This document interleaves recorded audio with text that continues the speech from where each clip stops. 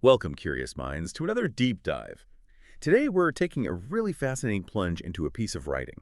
It really challenges how we think about a pretty significant segment of society. We're talking about an essay called "The People You Forgot: A Love Letter to the Base You Misunderstand." Okay, so our mission today is basically to extract the most important nuggets from this essay.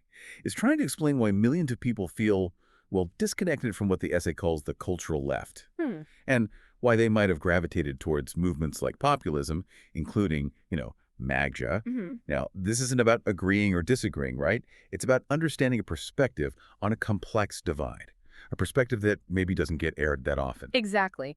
And what's really, I think, attention grabbing here is how the essay frames it all as a fundamental misunderstanding. It's suggesting this gap has opened up in how different groups see basic things like morality, progress, even what being a good person means. So we'll explore the essay's core arguments and also the historical context it brings in, hopefully helping you connect some of those dots. Yeah, definitely. So this deep dive is really for you if you ever wondered, why certain messages just don't land, or maybe why people, see the world in such a fundamentally different way. Mm-hmm. We'll explore how the essay suggests the very language, the frameworks we use, can actually create distance instead of, well, understanding. Okay. Okay, so the essay kicks off with a pretty provocative thought. It suggests that in our, quote, noble quest to be smarter, kinder, more inclusive, maybe we've mistaken cleverness for clarity, Mm-hmm. irony for empathy, and complexity for wisdom. Mm-hmm. And here's where it gets really interesting. It claims we developed a vocabulary that's so painstakingly curated that just speaking plainly became, well, suspect. And that led to a majority feeling unheard completely. And if you put that in the bigger picture, the essay argues that many people kind of assume progress would just naturally follow these seminar room talking points, Hmm. almost treating culture like computer code or, terms of service you just have to accept, Right. which leads to this really critical question the essay raises. What happens when belonging, especially to the cultural left, feels like trying to get into an Ivy League school? Complete with purity tests and these shibboleths, the sort of insider phrases or signals. Yeah, like secret handshakes. Exactly, making it really tough for outsiders to feel like they belong or even understand the rules. And the essay makes such a powerful point here. Mm. Most people just don't live like that. They work with their hands, they live in multi-generational homes, use regional idioms, Yeah, and they sincerely believe in things like God, country, family, and right and wrong. Pretty foundational stuff. foundational and felt. The essay argues their morality is something you can feel in your gut. It's not something debated and revised in a Slack channel. It's a great line. It is. So the key takeaway here, the essay suggests, is when these people were told they were problematic, the reaction wasn't, okay, teach me the new words. It was just distance. They pulled back. Okay, moving on. The essay digs into what it calls the moral vocabulary problem. This is fascinating. It basically identifies the dominant moral framework of the post-2010s left as being very harm-based and identity-centered. Emphasizing affirming the marginalized, decentering the self, humility, and using this ever-evolving map of protected categories. Right. And the striking thing, the contrast the essay draws is really stark. It says the vast majority of Americans, and this is across race, gender, class, they just do not view morality through this lens. Not at all. So how do they view it then? Well, their moral vocabulary, according to the essay, hinges on agency, obligation, and dignity. It's about reciprocity, like mutual give and take, not reparations. And things like self-reliance are seen as a virtue, not some kind of delusion. Okay, so what does that actually look like day to day? How does that translate? The essay gives some examples of what being moral means in this framework. Work if you can, pretty straightforward. Uh-huh. Don't ask for handouts unless you need them. Protect your family, keep your word, respect the flag. Very concrete actions and values. Exactly. And there's this one really specific, memorable detail it gives. It says they don't want to be rude, but they also don't want to be told that their grandmother is a bigot because she doesn't want drag performers in the elementary school. That really crystallizes the clash, doesn't it, between these different moral sensitivities? It does. Hmm. Now, the essay then tackles the Maggie movement head on. It challenges that common perception of it being just, a dangerous cocktail of racism, nationalism, and ignorance, Right. suggesting that maybe that's the residue, not the core. Yeah. And this next point really makes you think. It asks, what if the people drawn to this movement, and it lists quite a diverse group, Immigrants, spiritual seekers, union members, disillusioned liberals. Yeah, not a monolith. Not at all. What if they're there not because they hate modernity, but because they feel modernity has abandoned them? That's a huge reframe. And zooming out a bit, the essay asks this incredibly provocative question. What if they are not the cancer, but the chemotherapy? Yeah. It describes the movement as a kind of self-organizing immune system that's fighting back against what it perceives, rightly or wrongly, the essay notes, as cultural metastatic decay, like a spreading cultural rot. An immune system. And the immune system, as the essay points out, doesn't always speak gently. It attacks.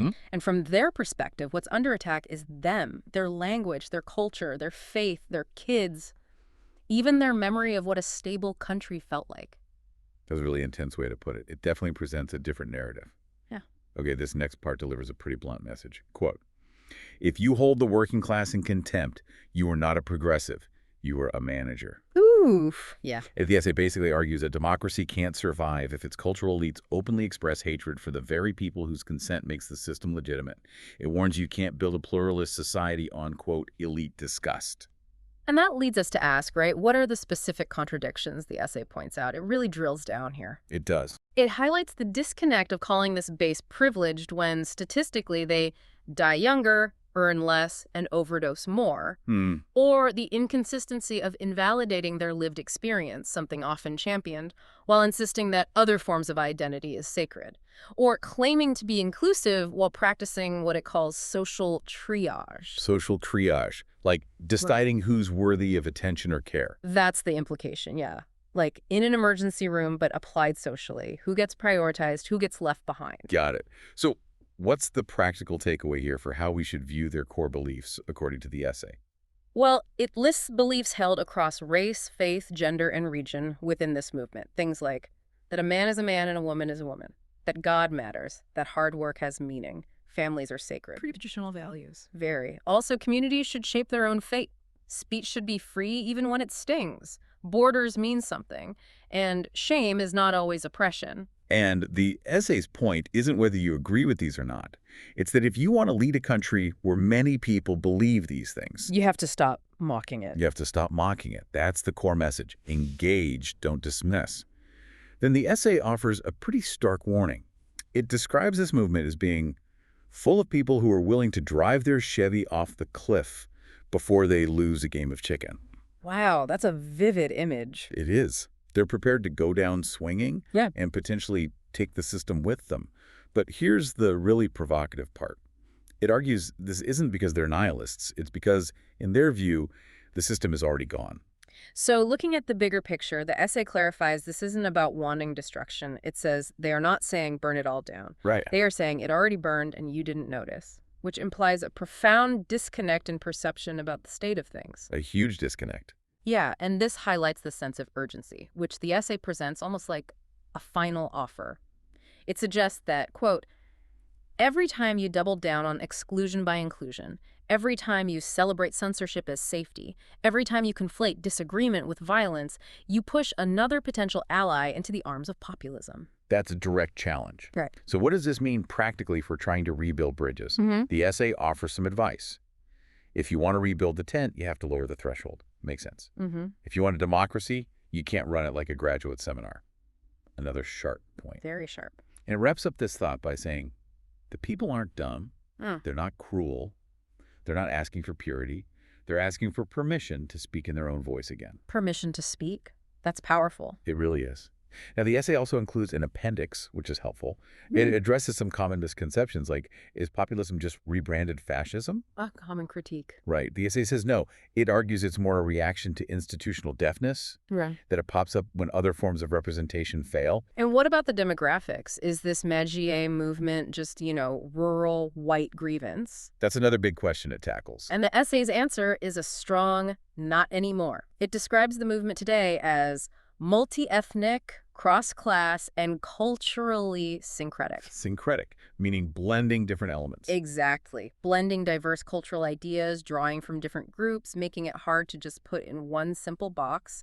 It specifically mentions its ranks include Pentecostal black voters, Muslim immigrants, Pacific Islander mechanics, Latina tradwives, and yoga moms who oppose mandates. Quite a mix. That really does paint a different picture than the stereotype. Definitely.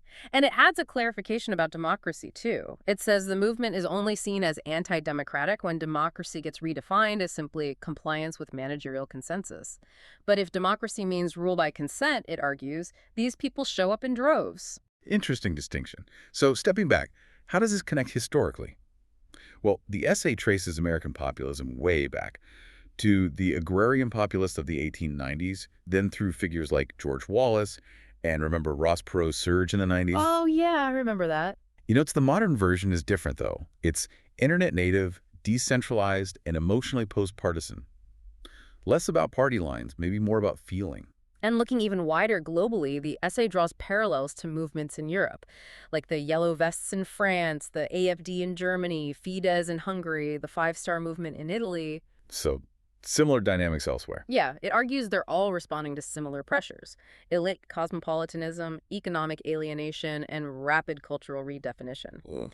It even makes a striking comparison between the current tension in America and the Spanish Civil War back in the 1930s. Wow, really? How so? It frames it as a cultural and territorial clash.